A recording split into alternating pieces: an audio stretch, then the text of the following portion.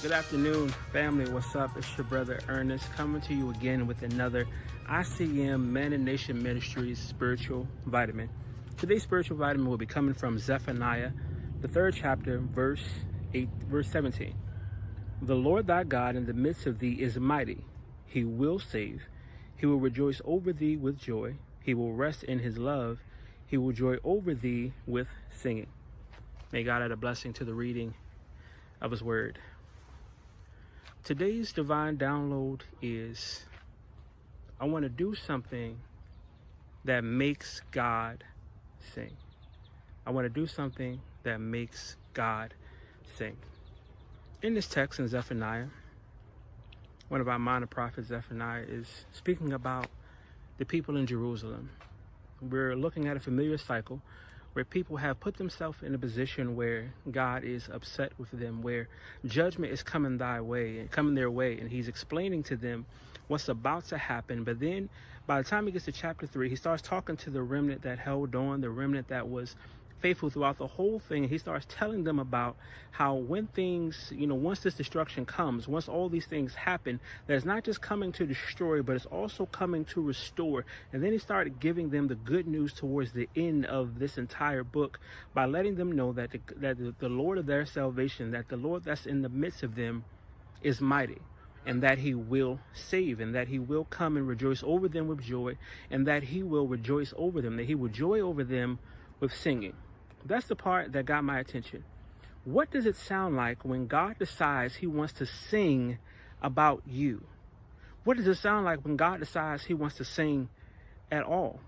That really blew my mind. I was thinking about it for a while, trying to figure out what does it sound like when God decides that he wants to sing about me. He wants to sing over me. He wants to sing in rejoicing over something that I did or something that I accomplished, or because of his love for me. What does that sound like? And then finally, after thinking about it for some weeks, God gave me my answer in a conversation with our very own Deacon Laverne Wallace. We were sitting up talking just a couple weeks ago, and he began talking about the goodness of the Lord.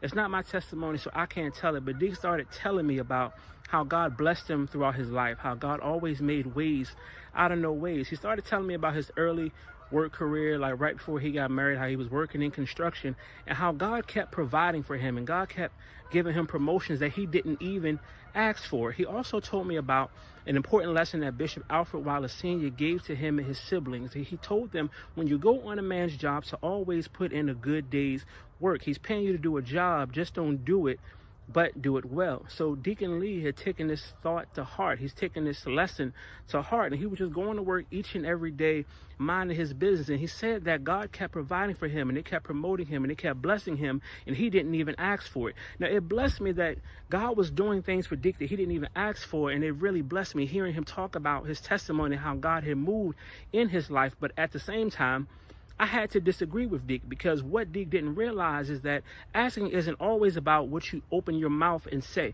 Sometimes it's not about opening your mouth and saying, God, can you give me? But it was something about the way Deke was working. It was something about the way he was dedicated to his work and doing his job, that he was asking in the way he lived his life. I believe that when you live your life in a certain way, you make God want to bless you. You make God want to do something for you. And it's because you're asking not with your mouth, but with how you're living. Deacon Lee was living his life in a way that made God want to bless him. It made God want to act on his behalf. So then while I was talking to Deke, it occurred to me that that was my answer. So when God decides he wants to sing about you, he sings your name in the ears of people that can bless you. I was so blessed by that. When God decides he wants to sing about you, he doesn't need an organ. He's not looking for a drummer or a lead guitar player. He doesn't need an alto, soprano, or a tenor, because he's going to open his mouth and he's going to start singing your name. He's going to sing your praises in the ears of people that can open doors for you that you thought were going to be closed. He's going to sing your name in the ears of people that can tear down some obstacles for you that you weren't able to get over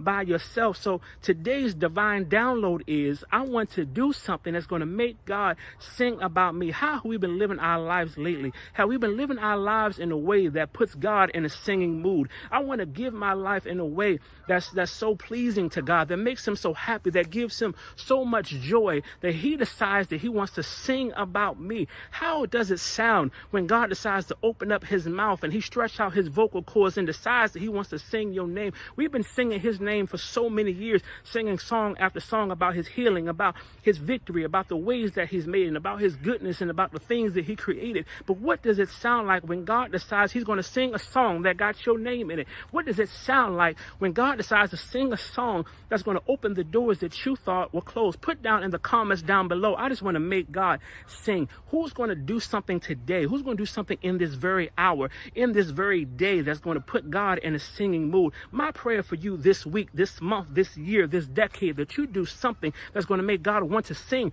about you, that's going to make God want to rejoice and joy over you with singing. Do something that's going to make God decide he want to clear his throat and decide that he's going to take a deep breath and open up his mouth and have your name on his lips. Can you imagine what it's like, oh my God, when Jesus decides that he wants to sing your name? He wants to sing about how much you made him happy. I can't even imagine how many doors that's going to open, that's going to fly open for you, how many different blessings are going to come flooding your way. And when God opens his mouth, you know he's going to watch over his word to perform it. It cannot return unto him void. So therefore, there isn't a demon, devil, or obstacle in hell that can stop what's coming your way when God decides he's going to sing about you. So today, my brothers and my sisters, I ask you to live your life in a way much like my brother Deacon Laverne Wallace. Live your life in a way that's going to make God sing about you. God bless y'all.